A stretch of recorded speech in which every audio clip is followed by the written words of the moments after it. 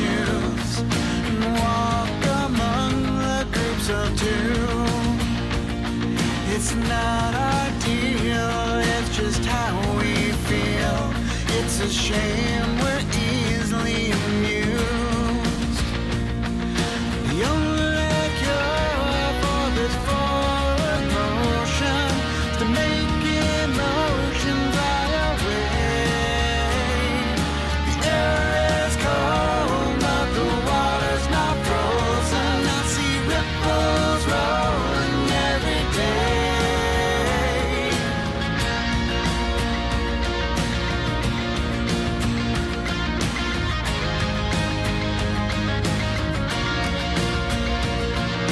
Cast a stone and hit a hardcore view.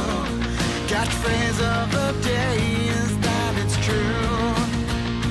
There's no coffee talk and only one way to please. It's a shame what you do moves me. The only cure for this forward motion is to make emotion fly away. Hello, everyone, and welcome to Rebellious Ufology. I am so happy to welcome you to today's show on YouTube, Twitter, and Twitch, as well as Apple Podcast, Amazon Music, Spreaker, and Anchor FM. And if you like what you see here today, consider joining the rebellion by hitting that subscribe button, and don't forget to ring the bell to get all the notifications for our videos. You can also follow me on Twitter at Rebellious UFO and Instagram at Rebellious Ufology. And if you haven't had a chance to check it out yet, I have a morning show right here on Rebellious Ufology called Coffee and Conspiracies. That's every morning, Monday through Friday at 8 a.m. Eastern. So today I will be talking with Tom Whitmore. Tom has been actively involved in the UFO field since 1990 and has served on the MUFON business board since 1994.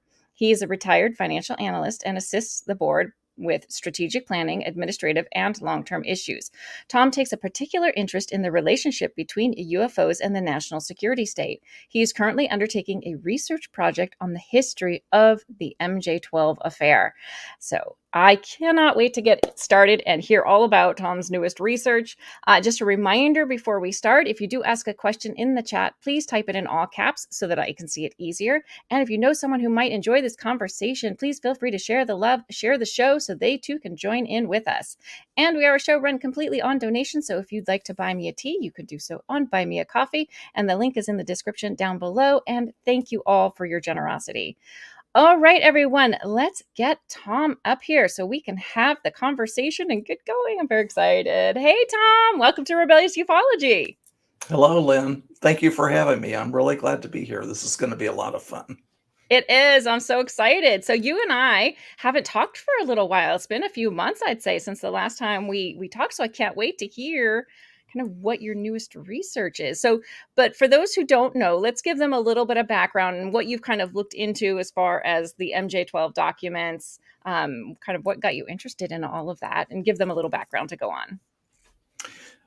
Lynn, in the 1980s, I really got interested in the Soviet Union, and I read a lot of history about Russia and the Soviets. And the Soviets always engaged in a lot of espionage and covert activity. So that was a very heady time during the Reagan years. There was a lot going on. Later in the 1980s, a television show came on called UFO Cover-Up Live. And it was supposed to be some kind of a disclosure. And in that program, they mentioned MJ12. Well, later, I bought a UFO magazine in the late 80s, and it had all of the rumors and all the legends and myths about underground bases and all that. But MJ12 was a factor in there. And when I started looking at the MJ12 documents, the Eisenhower Briefing document and the Truman Forrestal memo, I immediately thought that it might have something to do with espionage and intelligence work. So the two things came together for me, my interest in history and espionage, and then UFOs. So I became active in the UFO field around 1990. I read a lot of UFO books, and I joined MUFON and became a field investigator and state section director. And eventually, Walt Andrus asked me to serve on the board, and I've been on the board ever since. So I've always maintained an interest in MJ12 over the years, but I was married and raising a daughter, and and raising a family, employed full time. So since 2017, I've had an opportunity to, well, actually, since 2019, I've had an opportunity to retire, and so I can devote myself, quote unquote, full time to this subject. And I phrase it as the history of the MJ12 affair and perspectives on MJ12, because the MJ12, the original set of MJ12 documents that the public was subjected to, the Eisenhower Briefing document and the Truman-Forrestal memo, almost certainly are forgeries. Okay, so now that doesn't mean they didn't contain interesting information. For example, I could forge a letter about supposedly from you, Lynn, but it could have correct information in it. So just because I forged the letter doesn't mean that you don't exist, or that none of the information is correct. So this is a distinction that some of the skeptics and the debunkers don't draw. There was a reason why these documents were created, and that's something I haven't ever received an answer to. I think it's an answer that we all need, because when the MJ12 affair era began in the early 1980s and mid 1980s, the UFO field has never been the same. The MJ12 documents were like a hydrogen bomb being dropped on the UFO community, and it ignited a sequence of questionable documents ever since then. We had the UFO cover-up live program. Then we had the Timothy Cooper documents, which ran up to about 2,000 pages. And we had the Psalm 1-1 manual, supposedly a manual for recovery of UFOs and of entities. We had the Dan Burrish affair. We've had Serpo.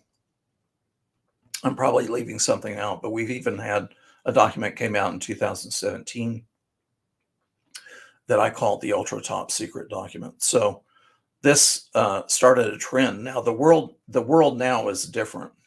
Back in the 1980s, people actually used typewriters, and they used some word processors, but it was nothing like it is today. And now we all get on our computer, and you can create a fake. You can use Microsoft Word or Google Documents and create something. You can take photographs and manipulate those, to make them look like what you want. We have massive social media communications, so you have instant worldwide dissemination of information. So the environment now is ripe for misinformation and disinformation. And I think that in itself has a lot of UFO people on edge about any information that they're receiving. Absolutely. Do you have any idea of who created these documents in the first place? Was it a government source that created the documents, do you think, or is it someone completely outside of the government? Well, someday when I write this chapter and I write this book, I'm going to go through all of the theories. But at one end of the scale, you have the simple hoax theory that somebody, maybe Bill Moore and Jamie Chandray, or maybe Bill Moore, Jamie Chandray, and Stanton Friedman created them for whatever reasons. At the other end, it's possible that they could be some kind of effort by people within the intelligence community to get some information out into the public without disclosing classified information and without getting themselves in trouble. In the middle is a possibility that it could even have originated in the Soviet Union, or by the Soviet KGB, or their disinformation efforts. Now, I don't see that as a high possibility. I give it at about maybe 5%, but I can't eliminate that possibility completely. Now, Richard Doty was involved either directly or indirectly during the MJ12 era from the early 80s until 1988 when he left the Air Force. And he's come back into the public domain in recent years, and he's given many interviews on these, podcast kind of shows. I have pretty good notes on at least 16 or 17 of his interviews. Mhm. And he stated more than once that the MJ12 documents were created by what he calls a special means committee in the Defense Intelligence Agency. Now, that's what I would like to believe. Okay, but I don't have confirmation of that. Mm. Now, Richard Doty, I'm always hesitant to believe kind of anything Richard Doty says simply because we know he was a disinformation agent. Well, at least that's what he says. So again, can we really believe what he says? It's a big circle with him. It's hard to know what to trust from him. What are your thoughts on him? I keep an open mind. I'm not a Doty hater. I think we do need to be cautious. We need to evaluate the statements that he makes. He has told some pretty far out tales in these interviews, but at the same time, he's also said some things that are true. Now, there are certain people that are Doty haters. They don't like him at all, and they don't believe anything he says, and that he's just a liar. But one of the claims that he's made is that his uncle was involved in UFO investigations in the Air Force in the 1950s and 1960s. I verified that because there is a summary, a report of a meeting that was held during the Project Twinkle era about the green fireballs, and Edward Doty, Richard Doty's uncle, is in there. Okay. Now, Richard Doty also has been accused of being Falcon on the UFO Cover-Up Live program, and that he supposedly was giving a live testimony on this program. Well, I think those tapes of quote-unquote Falcon's testimony were pre-recorded, and I think it probably was Richard Doty doing that. But he wasn't live. He wasn't present or he says he wasn't present at the UFO Cover-Up Live studio because he was in training for the New Mexico State Police. Now, I have a copy of his personnel file that John Greenwald of the Black Vault got released of Doty's tenure with the New Mexico State Police. So I know that he started he had his commission as a officer on probation starting in January of 1989. So that's another thing that he's claimed that is probably true. I'm just saying we have to be careful about the stories that he's telling, but I don't think he's just lying everywhere. Yeah. So, okay, so let's get back to the documents as well. So a lot of people, there's a lot of controversy over these documents, like what is true in them, what isn't true in them. And you said you feel like it's kind of a mix it's a mixed bag when it comes to these documents. What have you found so far about it? I trace the MJ12 affair going back to the very late 1970s and 1980. And this is from Bill Moore's own book, which is called the MJ12 Documents, an Analytical Report. And there were a number of incidents in the northern tier of Air Force bases of nuclear installations being apparently monitored by UFOs. Yeah. Well, an anonymous letter was sent to the National Enquirer, to the reporter there, and secondly, there was another letter sent to Bill Moore, where it was actually sent to APRO about a young man in the Air Force that supposedly had a UFO sighting, and when Bill Moore checked into it, the person existed. And he did have a UFO sighting, but it wasn't where they said it was, and it didn't happen the way that that the letter said. So we get into this this whole scenario of Bill Moore cooperating with Richard Doty and also developing his own sources. He at the time he was trying to get to the bottom of the UFO government situation, and Doty and the AFOSI and other government agencies were investigating Paul Benowitz, who lived right outside of Kirtland Air Force Base. So what happened was a document, well, let me backtrack a little bit. Paul Benowitz approached the Air Force and he thought he was seeing UFOs over Kirtland Air Force Base, and he asked the Air Force to investigate, and he gave them photographs. So the Air Force sent the photographs to, I think, to Bolling Air Force Base. That's at least what the document says. Then Bolling came back with this report on their analysis of the photographs. Well, in that document, it mentions a Project Aquarius and it mentions MJ12. But Bill Moore knew, he had seen the original copy, and when he was given a copy to give to Paul Benowitz, but the copy that he had been given to give to Paul Benowitz was altered. So he did give Paul Benowitz that document, and he advised him not to go public with it because apparently the purpose of the document was to discredit Benowitz. At this, yeah, go ahead. During a similar time frame, Linda Howe, who we all know, was investigating cattle mutilations and UFOs, and she was working on an HBO documentary, and she got with Richard Doty to try to get some information, for her documentary. And she had an appointment with him on Kirtland Air Force Base, and he showed her what has become known as the Carter Briefing document. And that document mentioned MJ12 as well. So by the early 80s, we had two documents that mentioned in MJ12. And this is before the 1984-1985 time frame, when Bill Moore and Jamie Chandray received the first set of MJ12 documents, the Eisenhower Briefing document and the Truman Forrestal memo.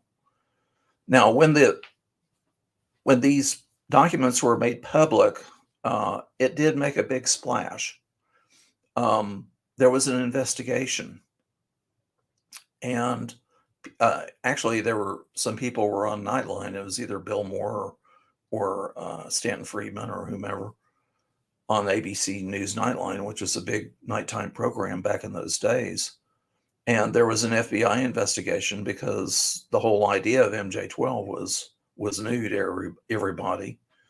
So the FBI went around trying to see if they could find something about MJ12, and they didn't find anything. And they also sent the document to the Air Force, and the people at the Air Force wrote in big bold letters, bogus. And then that kind of makes me wonder, how do they know they're bogus unless they had something to do with creating them? So yeah, exactly. And so what happened was you have this list of 12 people, the alleged members of this MJ12 group. This is supposedly a super secret committee of top people, Vannevar Bush and Lloyd Berkner, Detlef Bronk, James Forrestal, Gordon Gray, Roscoe Hillenketter, Jerome Hunsaker, Donald Menzel, Robert Montague, Sidney Sowers, Nathan Twining, and Hoyt Vandenberg. These were all top people. They were either top military or scientific or government people. So immediately Stanton Friedman went off on his tear and started trying to find out what he could about these 12 people. And he did a lot of good research. So at that point, nothing had been confirmed about the authenticity of the document. Okay. And the FBI couldn't find out anything. So another paper arose out of the National Archives. Bill Moore and Jamie Chandray had been receiving these kind of cryptic postcards, which pointed them to the National Archives. So they went through what I believe, if I remember correctly, it was record group 341. They went through a lot of boxes, and in one box they found a paper stuck between two file folders. And that paper has come to be known as the Cutler-Twining Memorandum. Mhm. And it's a carbon of a memorandum that was supposedly written by Robert Cutler to General Twining, advising him about a change in the timing of an MJ12 Special Studies Project meeting with President Eisenhower. So I did move to Washington, D.C. for 19 months. And the first thing I did was, when I went there, I went straight to the National Archives and I pulled the Cutler-Twining memo, because it's still in the National Archives. And there's a memorandum attached to that document about how the archival supervisor conducted an investigation, and they couldn't establish anything authentic about it either. So what we have are documents that are interesting on the face of it, but they haven't been authenticated. Right. That's kind of a long answer to your question, but No, that's it's the great. way it is. Yeah, that's great. So do we think that there are these multiple references, as you've said, in different documents referencing MJ12. So do we think that this actual group, these 12 individuals that initially were named, do we think that that was an actual group that existed, or is that all part of kind of the lore of the papers, let's say? We just don't know for sure, Lynn. Now,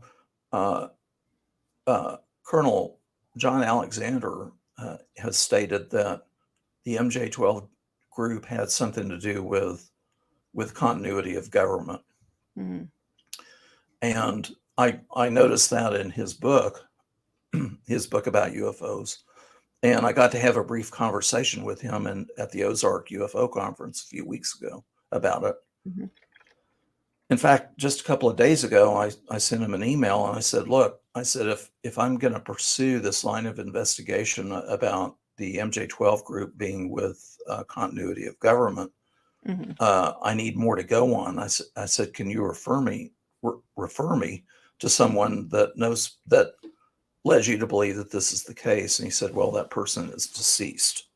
Now, John Alexander, he asserts that if you look at the people on the list, it fits continuity of government perfectly. I personally don't agree with that. Okay. I don't think the list matches that at all. Some of them do, but some of them don't, as far as I'm concerned. So other than that, there have been hints.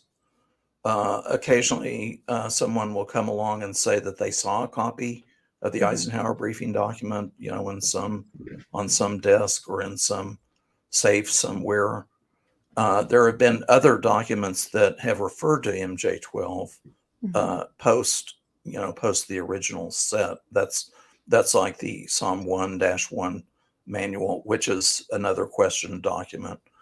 And then this whole slew of papers that Timothy Cooper received. And if you go on the majesticdocuments.com website, you can see most all of these documents, and many of them refer to MJ12, MJ12 annual report, MJ12 this, MJ12 that.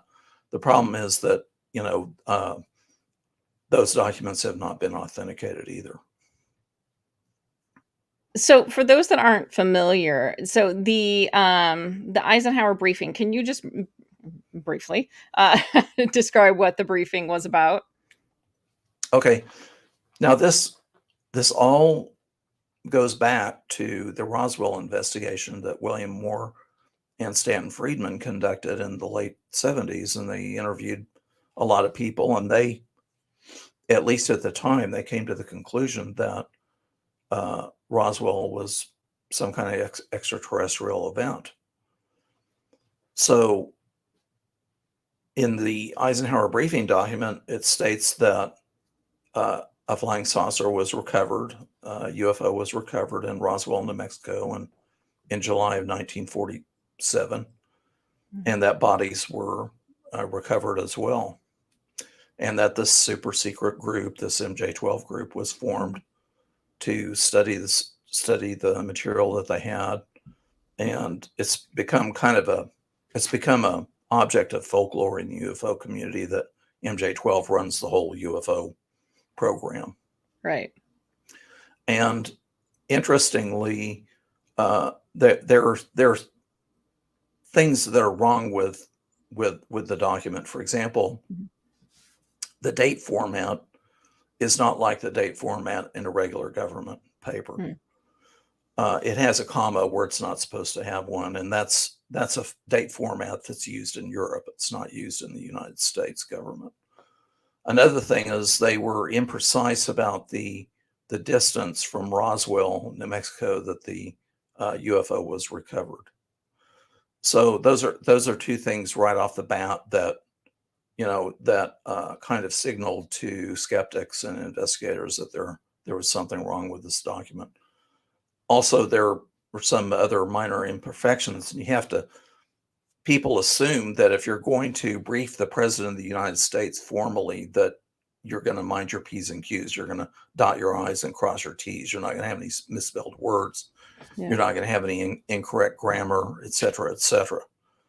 So these are little things that point to, problems with the document. And also with the Truman Forstall memo, though it's a very short document, but it basically states, allegedly by President Truman, to James Forstall, who was the Secretary of Defense at the time, that he should proceed with the MJ12 project. The problem is it's probably a cut and paste job, because Phil Klass, arch debunker, he pretty much established that the signature matched another Truman signature exactly, and that doesn't happen in real life. Now there are auto pins, like presidents use auto pins.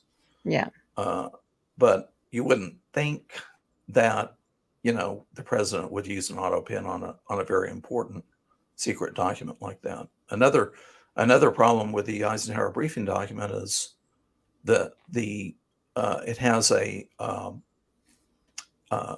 I'm sorry, I think it's a Truman Forstall memo. It's one of those two documents that it has an executive order number on it.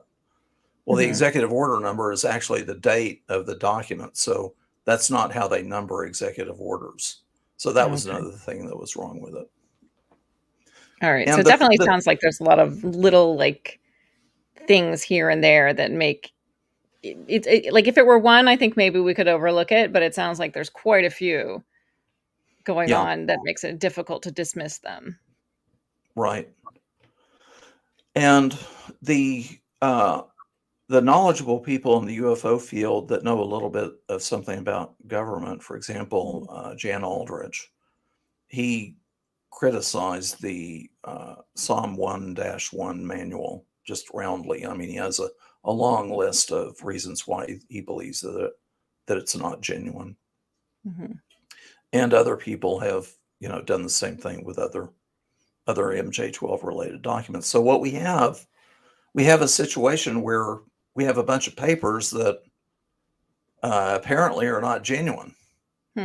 But the question is, who's creating all these papers and why? Yeah, that's exactly what intrigues me. So is there so you said that, so the thing that stood out to me when you were talking about all of these discrepancies is that the date, the European style of writing the date out. Is there anything that leads you to believe that there might have been someone in Europe that wrote these documents, and for what reason? Well, that's an angle I haven't really considered, other than the Soviet possibility. Oh, now, right. The Soviets, they came up with a well, they've done all kinds of fabrications and disinformation, since World War II. But one of them, one of the ones they did is supposedly an appendix to an Army manual. Mm. It's called 30, I think it's 30-1 or 31-1. And it appeared mysteriously on a bulletin board at, I think, the Canadian embassy in Thailand or some embassy in Thailand.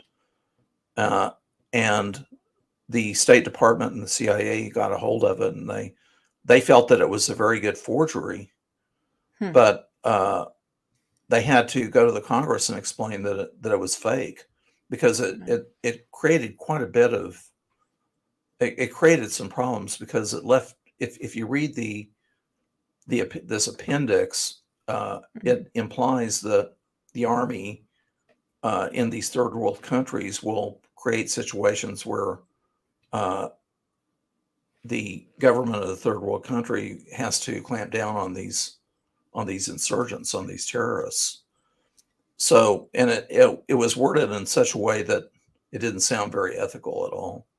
But it was characteristic of the kind of information that the Russians would put out to try to get people mad at the United States, to not trust the United States. And that's still going on even today. I mean, we're in this Ukraine war and everything, and I think in wartime you have wartime propaganda, and that's something we want to carefully consider.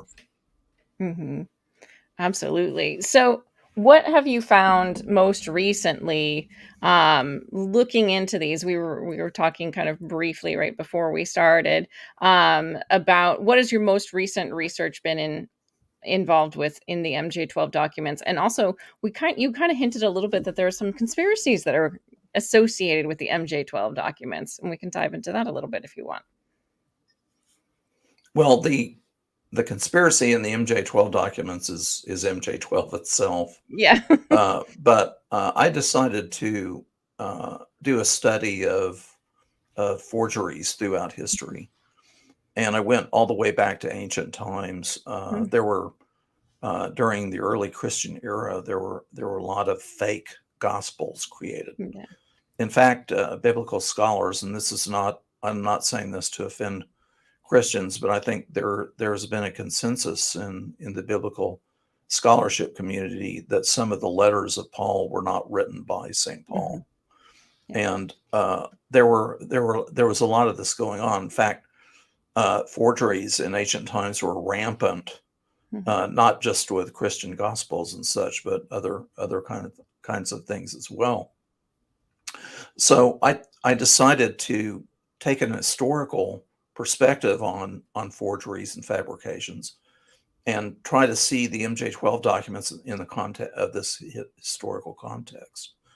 So there is a very famous document, most people don't know about it, but it's called the Donation of Constantine, and it was created in the Christian church, probably by the papacy, in the 8th century, and it claimed that the Emperor Constantine, who was the first Roman emperor to convert to Christianity, that he bequeathed the Western Roman Empire to the Catholic Church. And this document, it was extant through until the 16th century, when a Catholic monk, I think, he took a hard look at it, and he played skeptic and debunker and really debunked the thing. So I thought that was very, very interesting. Yeah. If we skip forward to the turn of the 20th century, we get into the protocols of the Elders of Zion.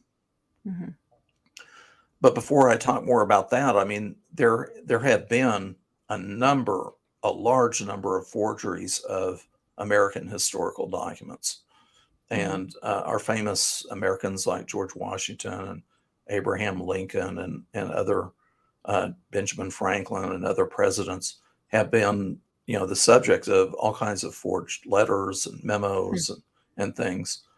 And in fact, and I'm going to mention this in my paper, but uh, one authority on the subject estimated that 20% of American historical documents are fake.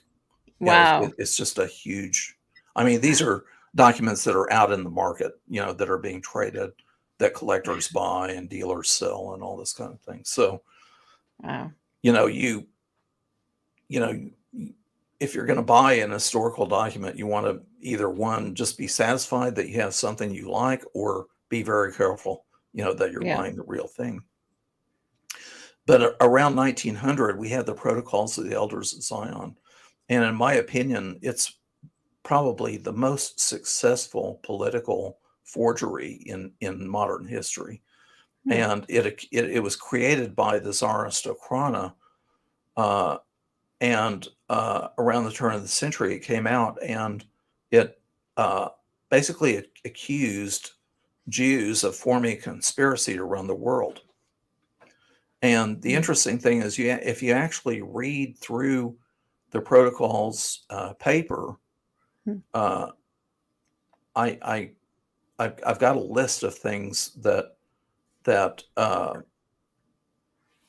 in there that I think contributed to conspiracy theories today. I'm looking at my paper here, but for example, they mention the installation of a world government, the use of Freemasonry and Masonic conspiracies, collapsing financial markets and national economies, hoarding and control of gold, inoculation of disease, control of the press and publishing, destruction of the Christian religion, progressive taxation, and the disallowance of the gold standard. I mean, does that ring a bell about Well, I was things going to say, many of those are going on right now, though. Yeah. And this is in the Protocols of the Elders of Zion. Now, Hitler Okay. picked up on it. Even Henry Ford promoted it during the 1920s. But one of the lines of Soviet disinformation, especially since the Cold War, is that the U.S. is we're controlled by Zionists. We're a Zionist conspiracy to control the world. So it's almost like it's taken right out of the Protocols of the Elders of Zion. Yeah.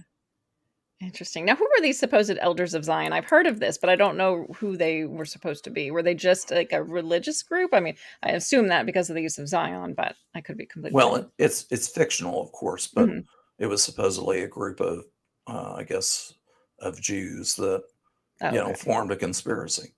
Gotcha. And some of these conspiracy theories concerning the Jews go back to the Rothschilds, who were a very, very, very powerful banking family in the 19th and 20th centuries, and they knew how to manipulate markets in certain instances. And I think some of this, some of the conspiracy paranoia arises out of that. So, and then other things I've been looking at, for example, there's the Zinoviev letter, which apparently is a forgery that was used in Britain in the 1920s to upend the Labour government in Great Britain. I'm just mentioning this briefly. Some other things, there was a paper called the Report from Iron Mountain that came out in 1967. And when you read the thing, it sounds like you're reading something from some very high level experts and bureaucrats, but the thing is, it was a hoax, and there was a specific person that admitted to hoaxing the report. And in the report, they mentioned a couple of absurd things like that. Well, they were making recommendations on how to achieve world peace. And one of the recommendations was to reintroduce slavery. That's another one, institute world peace. another one was to use environmental pollution to reduce the population. And they even mentioned using UFOs, experimenting with UFO sightings to test public reaction.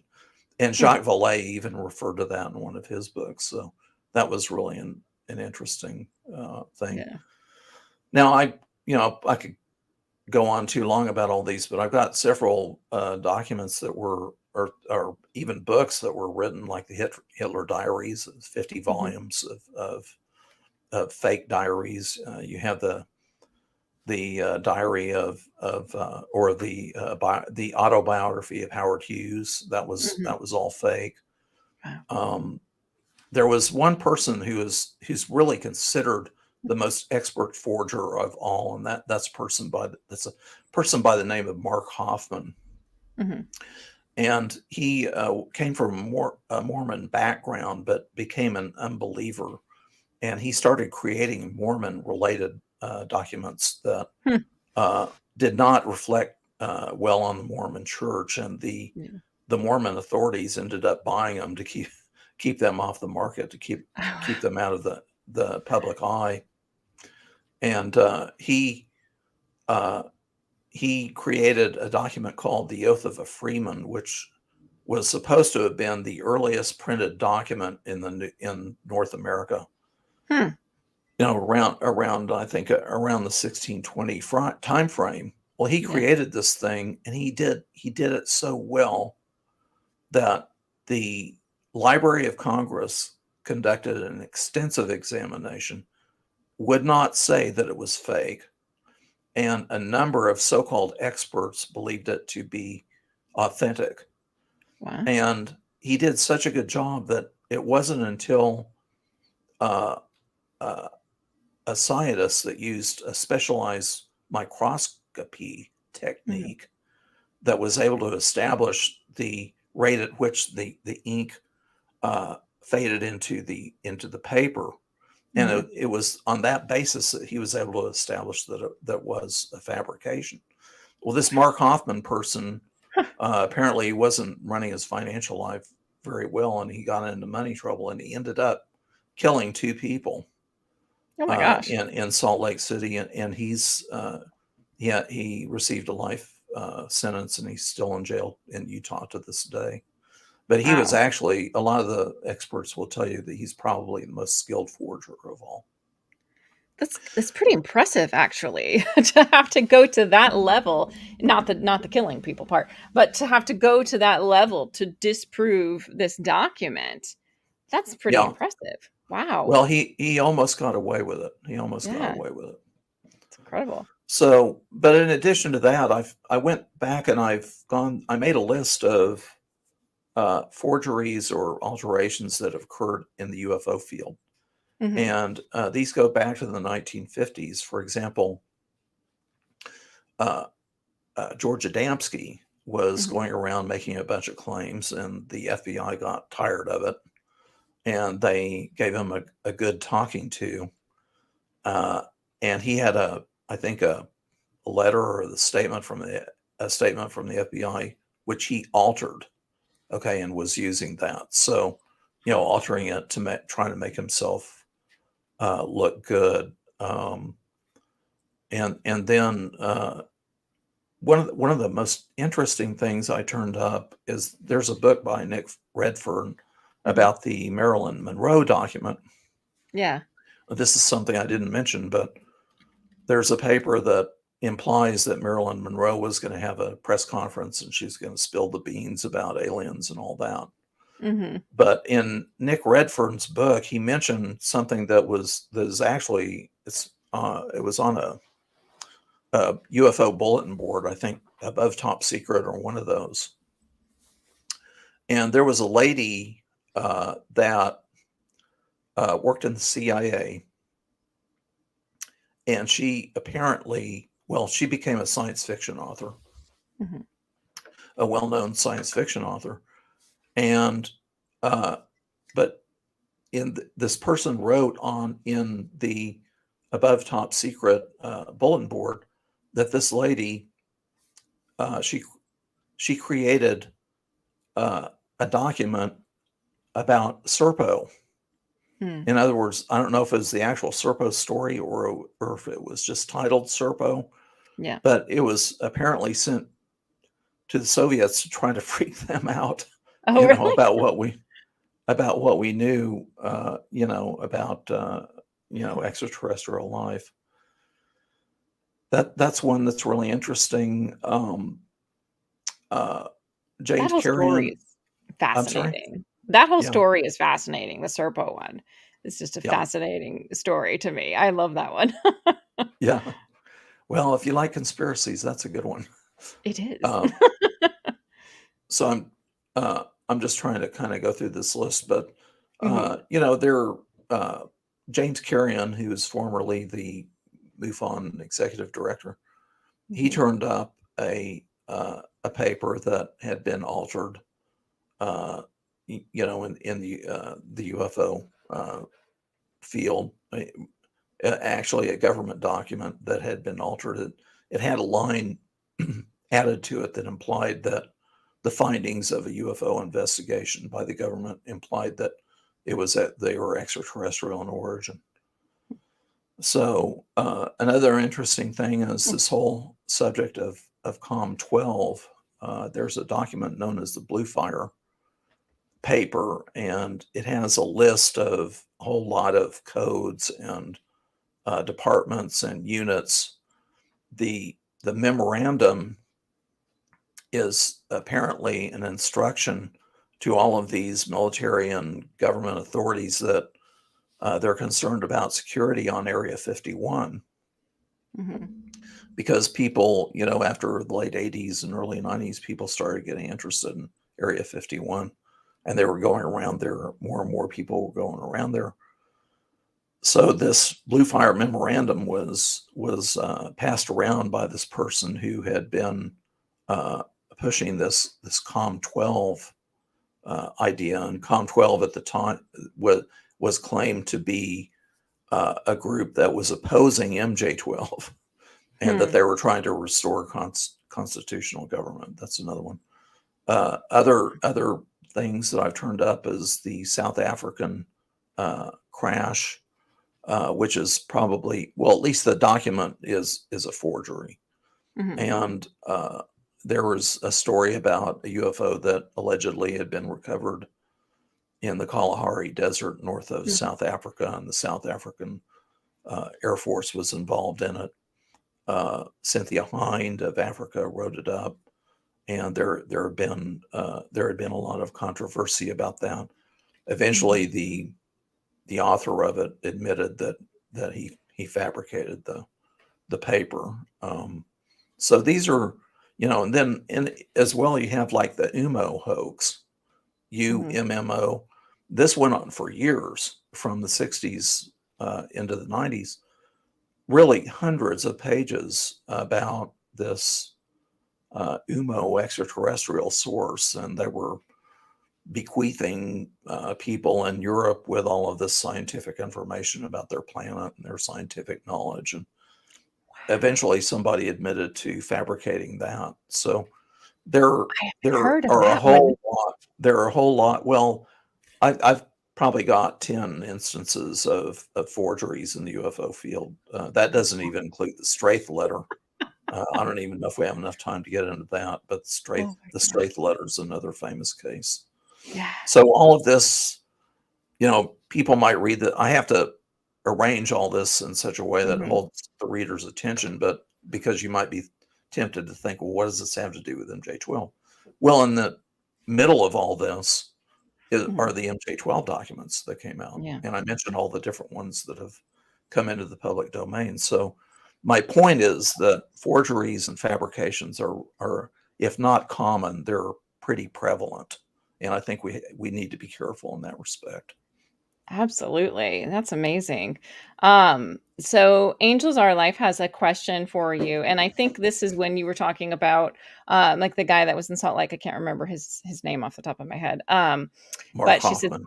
Mark Hoffman, thank you. Yes. Yeah. Could a guy like that create an entire book with legitimate looking US government documents with diagram signatures, multiple agencies signed off, multiple military and government officials on it? She was asking earlier if there was such a book. Let me see if I can find it really quick. I know she put it in all caps for me. But if they found there was a government book which proved the government numerous presidents have known about the UFOs and ETs all along. So if there was such a book, could it be a forgery? Like well enough that people would have to second guess it.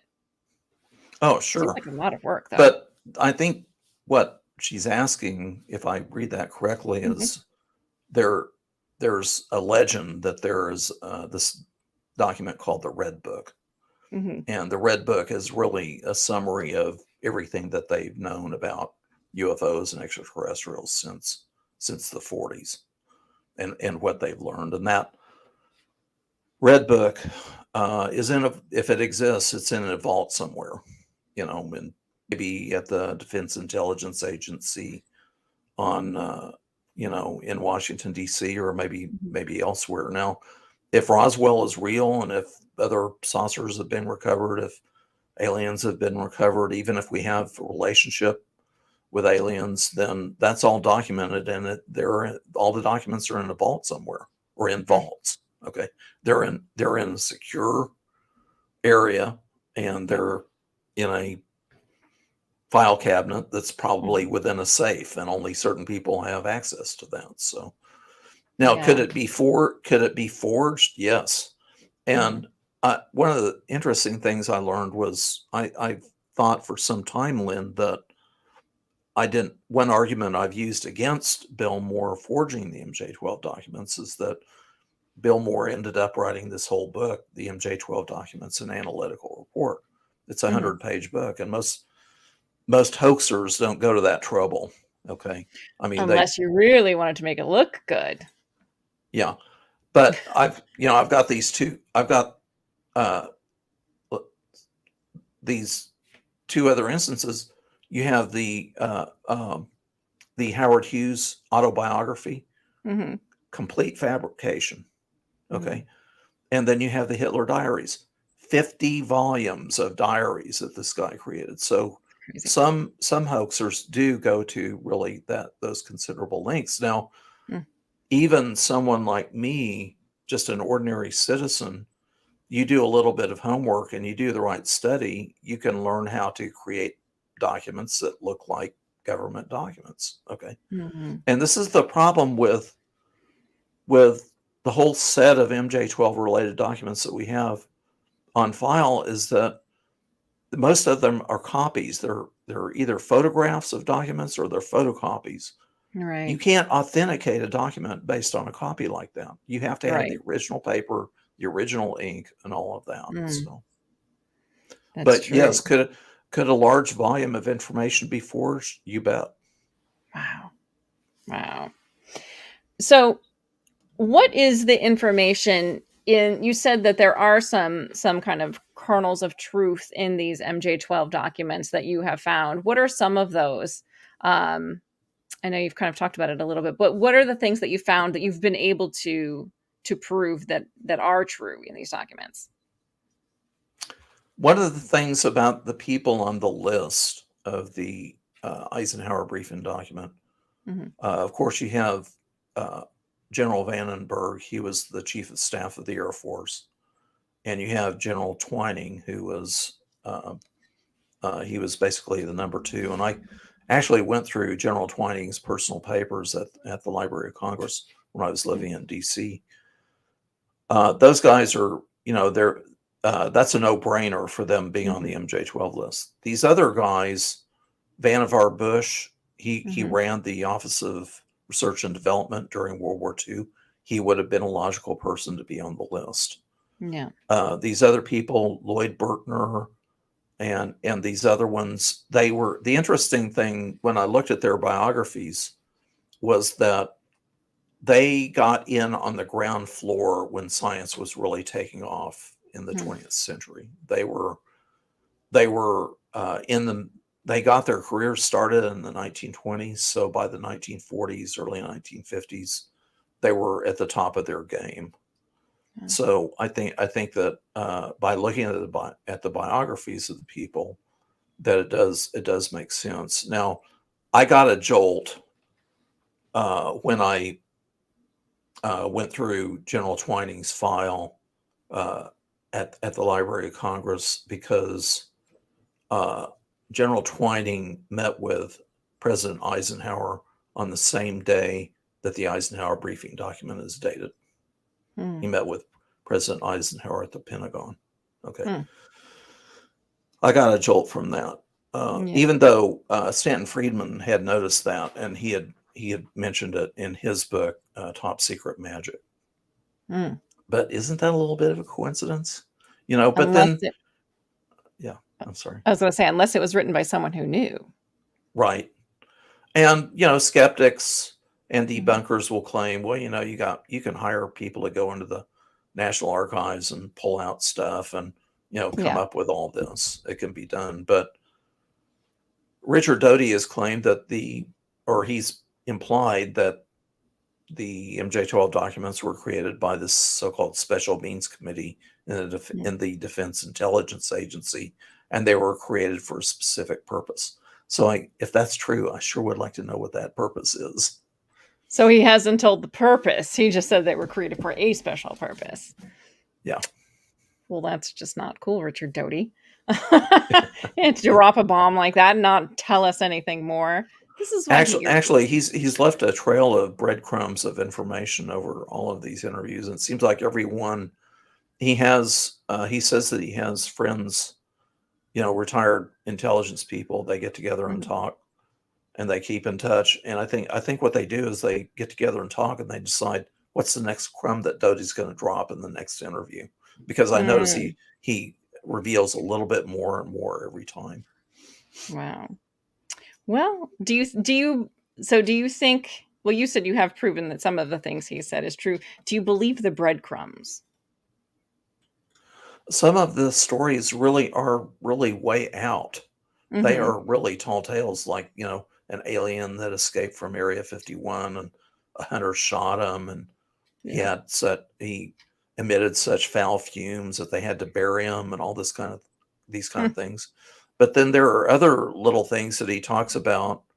For example, he's made the point that in the Benowitz investigation that some people get so riled up about, but there not only was AFOSI involved, but the National Security Agency was involved, and probably the FBI. And something that people may not be aware of and may or may not be true, but it may be true, is that an employee at Benowitz Business, Thunder Scientific Labs in Albuquerque, was visiting the Soviet embassy or had been seen at the Soviet embassy or in the vicinity. So there may Benowitz company, I don't know, but I believe that he created things for the Navy like humidity sensors in submarines. So there had been some concern in the CIA that the Soviets might approach UFO related people, you know, for information. Interesting. Yeah, this goes on and on. It's a very large rabbit hole. It is, but that's what makes it so fascinating, and I love it. And I love that there are people like you who are just willing to dive right down it and let us know what you find. Which is amazing. Sure. Well, we are already out of time, Tom. I can't believe it. Do you want to let everyone know where they can find you, where they can find your information? What do you have coming up next? What's going on with you, Tom? Let everyone know.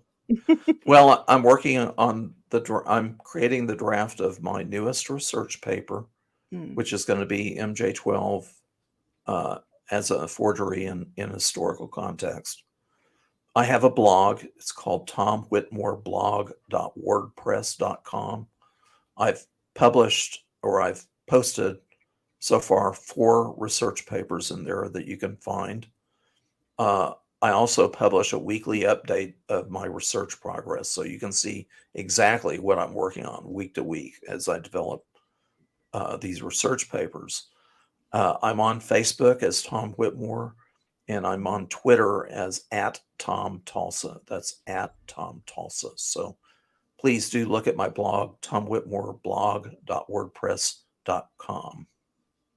Amazing. Well, thank you so much, Tom. It has been just lovely speaking with you, as it always is, and I'm looking forward to seeing your newest paper coming out, so we can read all of the juicy details. I cannot wait, and we'll definitely have to talk again when you do that. Okay, Lynn. Thank you so much for having me. Oh, thank you. All right, you have a wonderful night, Tom. Thank you. You too, Lynn. All right, bye-bye. And thank you all so much for being here with us. Thank you for all of the amazing comments and the questions in the chat. As always, you guys are fantastic. I hope you have a wonderful night. And I will be right back here tomorrow at 8 a.m. to have our morning show, as we always do. Good night, everyone.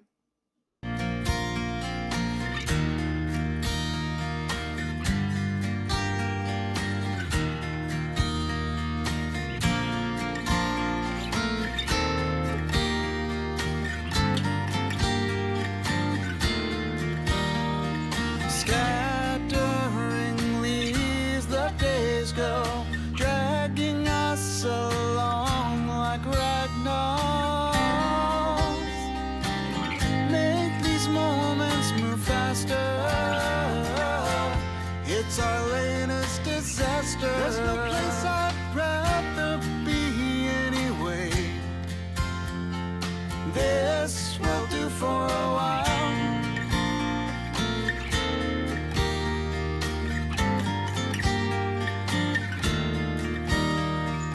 Gather your thoughts so we can run away from it all and ease our minds.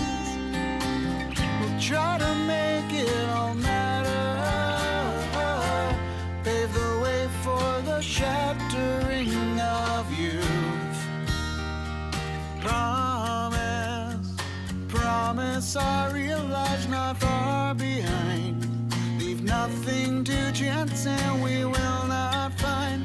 Still I'd like to be here for a while.